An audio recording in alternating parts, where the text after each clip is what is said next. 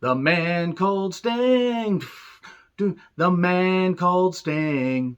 He did this, he did that. He would go and forge his own path, and he would become brooding. And then he would come back and take over the ring to get at Hogan at Starrcade 97. But then they'd fuck that up with the man called Sting. I'm John Renton with the retro review of WCW Fall Brawl 1996. One of the best WCW pay-per-view events of all time, in my personal opinion. While it's not perfect, the pacing of the show is really goddamn good. The overarching story of whose side is Sting on. Would he join the NWO or would he join WCW? Whose side would he be on? This actually was a really damn good storyline that they would fuck up by Starrcade 1997, building that up for so goddamn long, but Hogan would have to say that doesn't work for me, brother. Would have Nick Patrick do the slow count, or the regular count that is, not the fast count. Bret Hart would look like a goddamn idiot. I've covered that before. Check out my retro reviews of that. But anyway, Fall Brawl 1996, really goddamn good, because WCW is really having a proverbial chokehold on mainstream wrestling, because WWE, even though they were doing some good stuff, WCW had the hot hand, the NWO, the cruiserweights, and all that stuff. And while, again, there were some low points on this show, this thing still holds up some nearly 25 years later. They were in Winston-Salem, North Carolina, 11,300 some odd people. Whose side is Sting on? Commentary talks about that. We get pyro and a loud crowd and everything because there's a rich history in North Carolina, Winston-Salem, and various other cities. Still, Crockett's stronghold, even though Jim Crockett had been out of wrestling for a number of years by that point.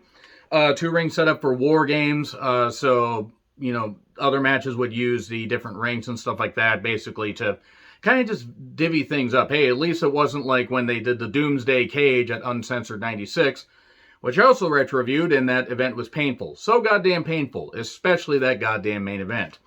So anyway, Bobby Heenan, Tony Schiavone, and Dusty Rhodes were the main commentary team. Mike Tenay would join for a couple matches and provide really good insight on the luchadors and all that stuff, and the flip-de-doo-dah shit, and whee! They would do all that stuff. So, first, DDP versus Chavo Guerrero Jr.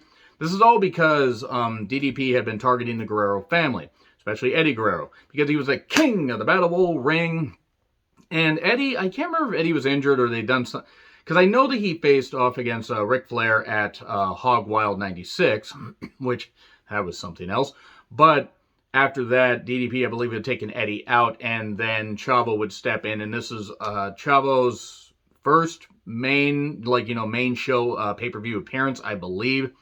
And he did pretty well here. Now, he was obviously in the beginning of his, mainstream career. He had wrestled a little bit before, but he showed some good fire. Even whipped him at one point, and Dusty Rhodes had to do the David Crockett line, whip him like a dog. That was really good stuff. And for a while, Chavo actually had the advantage here, and then DDP ground him down and everything. Heenan at one point said, I heard the Guerrero family were all quitters. Their dad got laid off 14 times from from a job in 1 week.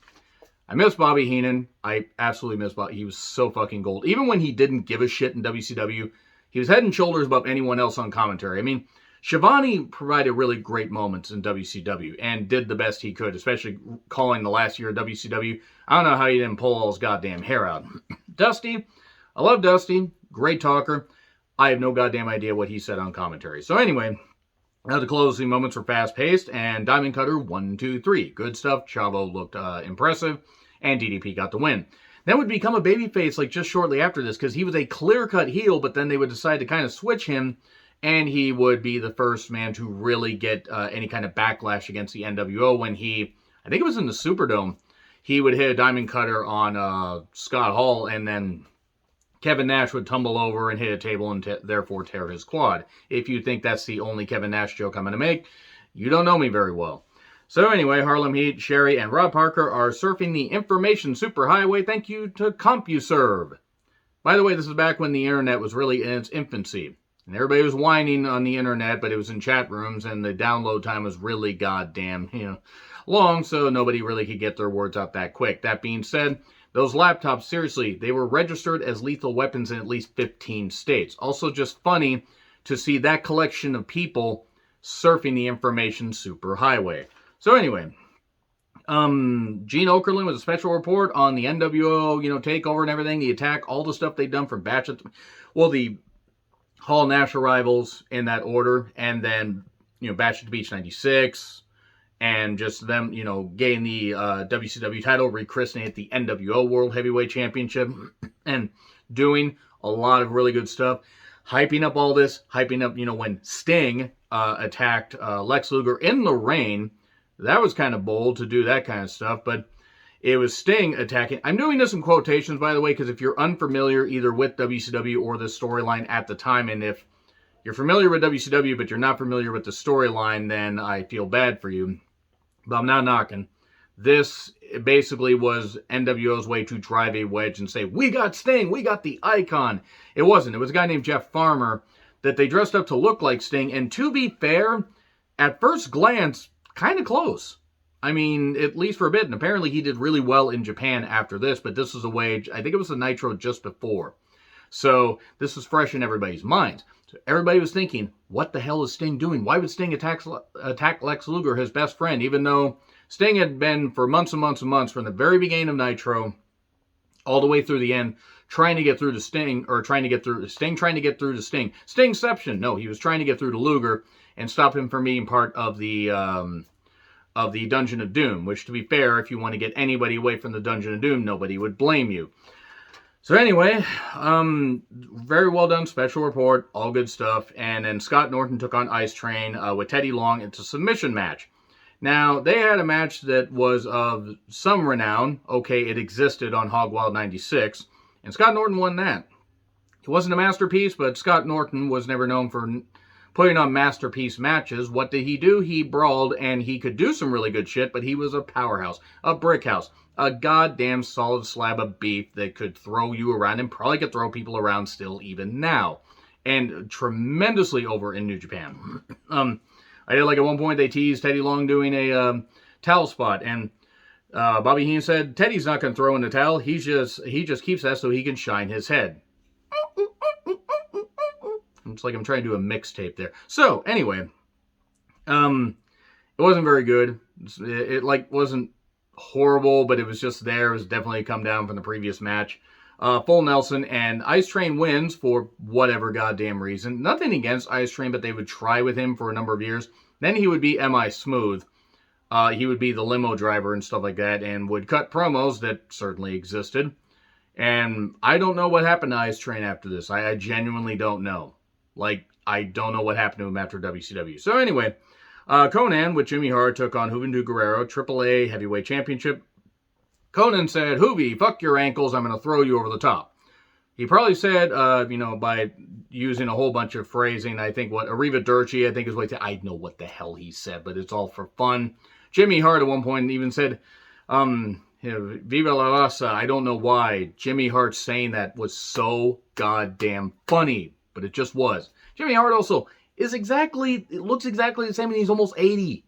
That man's going to outlive everybody. God, Jimmy Hart's fucking awesome. On my Mount Rushmore favorite managers of all time. Hey, here's a quick question. Who's on your Mount Rushmore of wrestling managers? Bobby Heenan, Jimmy Hart, Jim Cornette. It's a good question who the other one would be. Who would the other one be? J.J. Dillon? No. Heyman? Sherry? I don't know. Those are the three right there. I'm just blue skying this shit right here. So, anyway, but Jimmy Hart's absolutely on there. So, Hoovy basically used the second ring to get some springboard maneuvers, and not the only cruiserweight that would use the second ring for that. Powerbomb off the rails on a crazy train. Conan tossed him around. Missed moonsault where Conan just kind of got clobbered in the head, but he no-sold that. Hit a powerbomb. Conan just showed off here. There was a nice wheelbarrow suplex, and even though Hoovy did hit a nice 450 and did some stuff, Conan was always in control.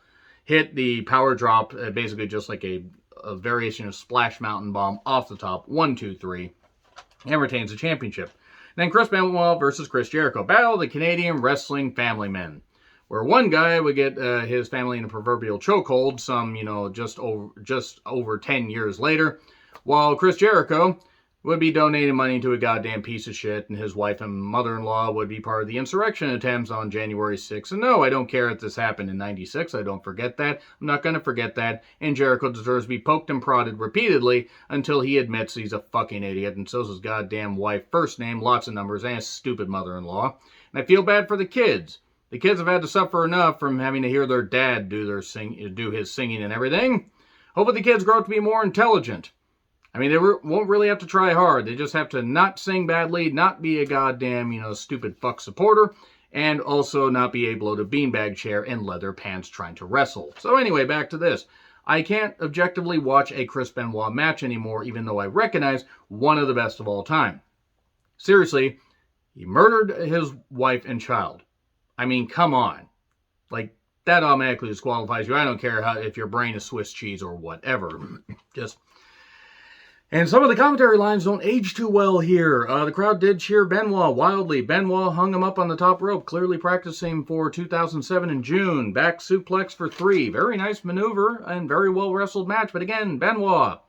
Hopefully he's rotten in hell for what the hell he did. Rey Mysterio versus Super Callow or Callow. I don't really know. I think it's Callow. WCW Cruiserweight Championship match. One guy yelled boring. I hope some 25 years later that guy is having a miserable life for calling this match boring. It's one thing to have differing opinions, but yeah, that guy's a fucking idiot. He's also drunk. In fact, I'm guaranteeing almost, since he's in Winston-Salem, North Carolina, he probably is drunk. What the fuck else are you going to do in Winston-Salem?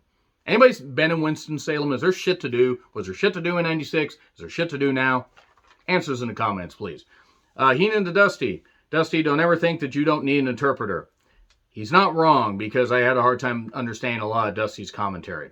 I did like, though, that one point at Starrcade 95. Dusty, say you're Eddie Guerrero. What are you thinking? I'm thinking I lost a lot of weight, brother. That was pretty funny. So, good shit. Super Callow really shined. I don't know what necessarily happened to Super Callow after this. I know that Super Califragilistic Espialidocious. Okay, I just had to say it. He was popping off during this. And he was practically perfect in every way, except he didn't win the championship. That's enough for the Mary Poppins references. Julie Andrews, at that time, I would have, and you would have too.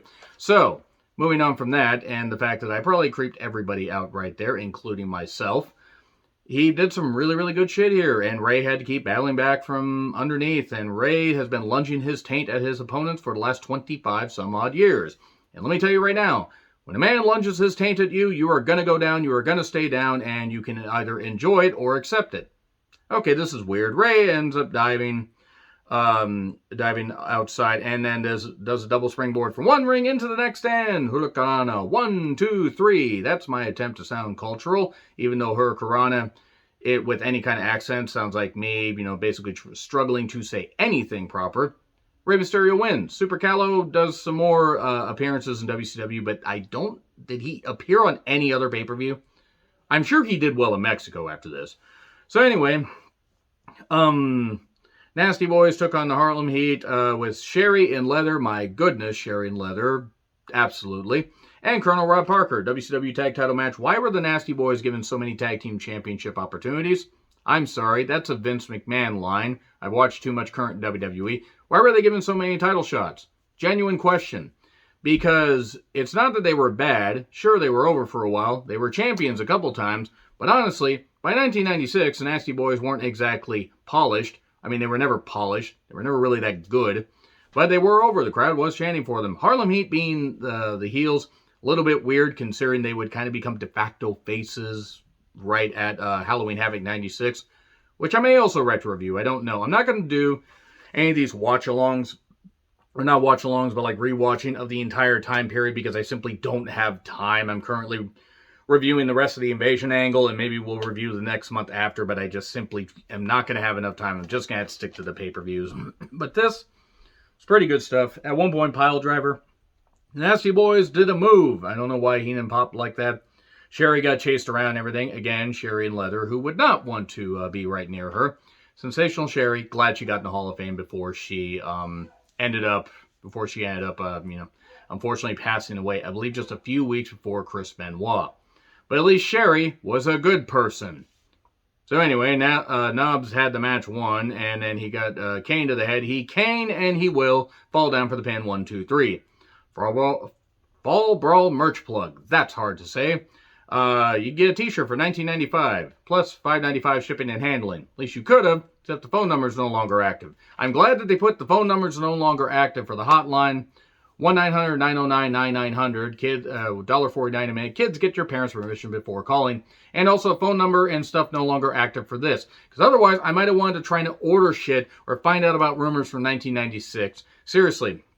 I know they're doing that to cover their goddamn asses, but anybody that wants to call a number that's 25 years old for a wrestling company that hasn't existed in over 20 years, you need to reassess your life. I say as somebody that constantly reviews wrestling and movies at 40 years old that has nothing better to do with his life besides work. Ha ha ha, it's fun. Anyway, so Savage then says he'll rip Hogan's black heart out. I would like to take this opportunity to remind everybody that Randy Savage was always better than Hulk Hogan.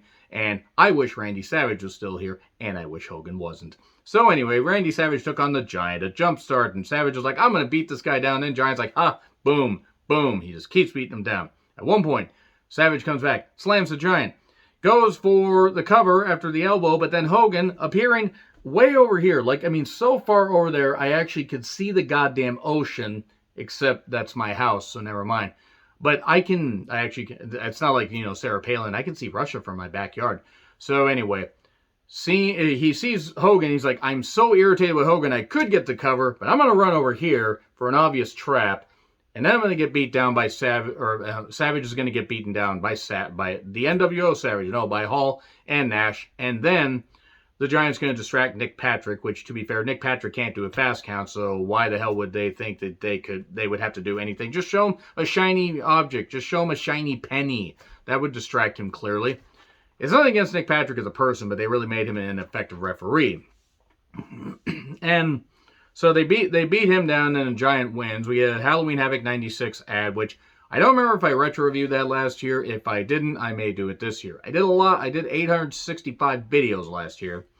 War Games, cage lowers. So much pyro. My goodness, so much pyro. I think the pyro's still going off, and they haven't been in that venue for 25 years.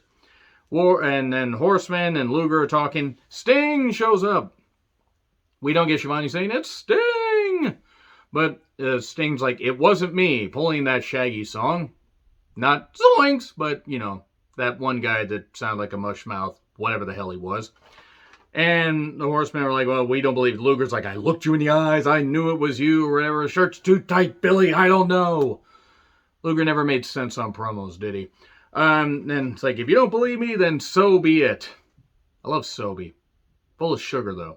Anyway, so Michael Buffer's intro takes about 14 years because he has to emphasize every goddamn syllable of every letter.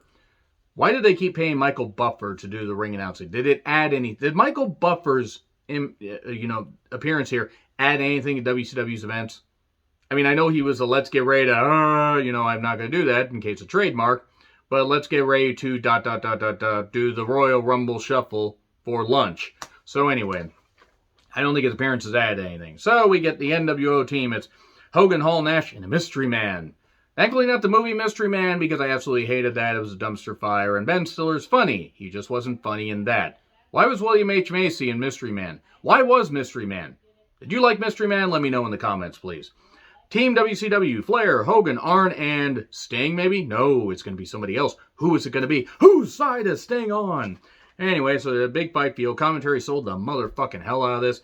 The crowd was absolutely into it. Arn Anderson would unfortunately suffer injuries that would lead to him getting surgery in March of 97, I believe. March or April of 97. And then that would be kind of a botched surgery. He would have complications from that and would have to retire. To be fair, even if that surgery had gone well, I don't know if Arn would have wrestled much past 2000. Because he had so many injuries, he had so much nerve damage, he had all that from the hard wrestling style and everything. I'm glad that Arn's still around now. I mean, he's taken more bumps in 2021 than I ever expected him to. But anyway, crowd's way into it. NWO won the coin toss, because of course they fucking did. Arn and Scott Hall start out, and then Nash comes out, immediately tears his quad getting into the cage. Yes, I told you I had another joke. And then Luger comes down, so it's 2-on-2 there. Hogan comes down, keeping the Mystery Man a surprise. Otherwise, if the Mystery Man came down, it wouldn't have been a surprise. It also wouldn't have made sense, given how they were doing the story. And Rick comes down, woo, and all that, and they're doing all their stuff, and woo, woo, woo, they're doing all that. I don't know why Flair would be doing chops like this. And then suddenly, it's like, who's the fourth man? It's Sting. And again, Jeff Farmer, if you look, he does look like the guy. I mean, of course, you stare at him for longer than like 15 seconds, it's obvious he's not. Physically, he did. And I mean, the hair was a little bit messy, but then again, Sting was letting his hair grow dark at that point. But he couldn't do the woo! He couldn't do that. He could not do that. He could do the chest beating, but he couldn't do that like a cat, seemingly on a hot tin roof, doing something. Why a cat is on a hot tin roof and why that is a saying, I don't know. So we won Sting chance because they knew, and it wasn't anything against this guy, but they knew it wasn't Sting. Once they heard that it, actually even before they heard him not able to do the scream, it's like Sting finally shows up, and I mean a massive pop. And I mean, I get goosebumps just thinking about it. He was telling the truth. Okay, so clean house. Commentary's going nuts. He's beating everybody up. He's beating everybody. He's beating the cameraman. He's throwing pieces of the cage at everybody. That wouldn't have made sense. No, nobody broke through the War Games cage until Warrior in 1998. When he injured his bicep because he was on so many goddamn steroids that his muscles would just tear like that. And by the way, fuck the Ultimate Warrior. I'm glad he's dead. Queering doesn't make the world work. Yeah, well, you're making it work down in hell, aren't you? You fucking ingrate, you fucking idiot. So anyway, I had to dig at the Ultimate Warrior right there. I could dig up the Ultimate Warrior. Piss on his grave. Moving on. Sting just goes nuts and everything. Says, is that good enough for you right there? And then does this and everything and leaves. And then the NWO just commences to beat him up and everything. Sting proved that he was not a traitor and then leaves. I mean, I don't blame him. Like, part of it's like, okay, but you helped them and you didn't help them win. But then again, he proved his point. He could take out the NWO by himself. And then Luger got beat up. He submitted. And they said, Luger can't get up. His legs are damaged. Oh, no, too bad. God, they were a bit of a prophetic when it came to that or whatever. Because after Luger led to the demise of Liz. And yes, he fucking did. I'm not saying that he fully did it, but he fucking did it. Then what happened is, so, he was crawling there, Stinger, so it was a good story. It's probably some of the best acting that Luger ever did, which hits a short goddamn list. But then the NWO are beating him up and everything, and suddenly Savage, how nobody notices when Savage just blitzes people and just throws Hogan in there, and he's beating him up and everything, and Savage gets laid out, and Miss Elizabeth, my fucking goodness, Liz, good God, she got better with age, she came down, she was protecting Savage and everything, even though she was part of the NWO. They sprayed all over her back, which that joke sounded a lot better in my head. And then they spray painted Savage and everything and did all that. And it was what it was. Hey, at least Liz wasn't abused here like she was by Luger. And she fucking was. He never said in his autobiography, oh, he's contrite now. He still fucking did it. And he never fucking faced enough jail time for it. So anyway, Hogan yells, and there's trash around the ring, a lot of trash. And not just Hogan, but a lot of trash thrown around the ring. And that's basically just pretty much it right there. I mean, they go to the commentary desk, Shivani, Heenan, and Dusty leave. Dusty, looking at him like, man, what the hell am I doing here, if you will? Best Dusty impression I could do. I apologize on behalf of the legacy of Dusty Rhodes. And Hogan's yelling and everything, they're doing all this stuff, and the NWO is off to the races. Or as Hogan would say, off to the master races, brother. So anyway, yep, that was a hell of an event. Again, one of the best NWO, or one of the best moments with the NWO. I mean, really. But one of the best WCW pay-per-views of all time. Let me know your thoughts in the comments. Like, share, subscribe, Twitter handle in the description. I'm John Ritlin. I'll see you soon.